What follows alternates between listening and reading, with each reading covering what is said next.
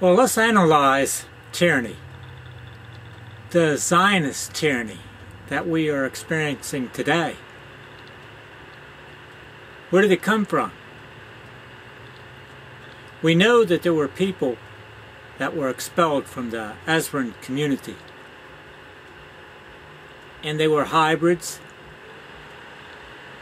But today, we have the Zionists who are worse than hybrids. Some of them don't even have any Semitic genetic traits.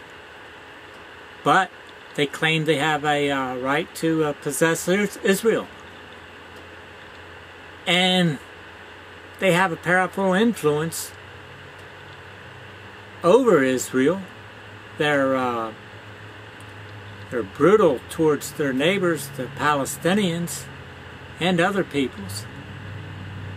And they actually control our Congress in the United States, and much of the world political philosophy has been through their subversion, through people who really do not have a claim to Israel or have a right to rule over any other government as far as that goes.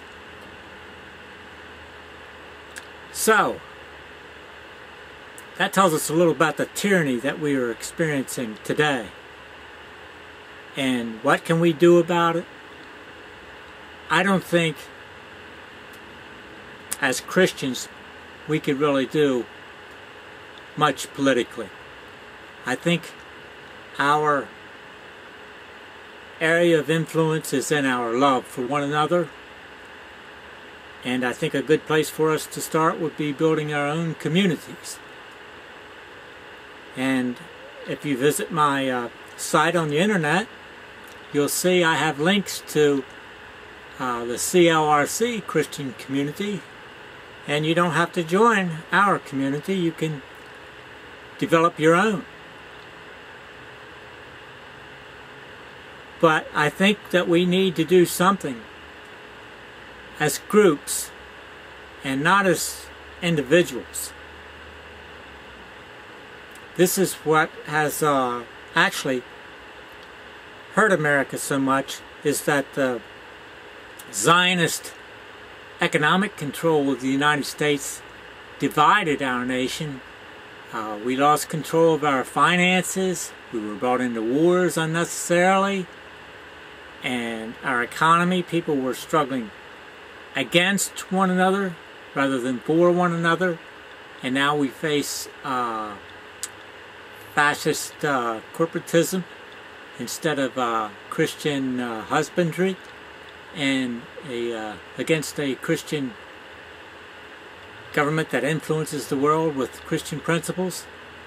Now our foreign policy is Zionist, and our policies within the United States are Zionist influenced. And we need to get out of this for what little time we have left. If a Christian were to go to Israel, he would be persecuted. And someday Israel will have, I believe, people from the genetic tribes. And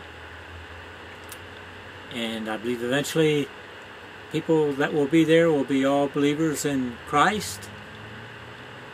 And so there has to be some big changes sometime in the future in Israel and throughout the world.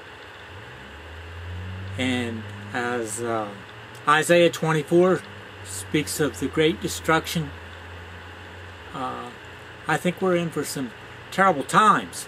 But if we live in communities and work together as groups, we can make things better for ourselves, even though we may suffer persecution and political oppression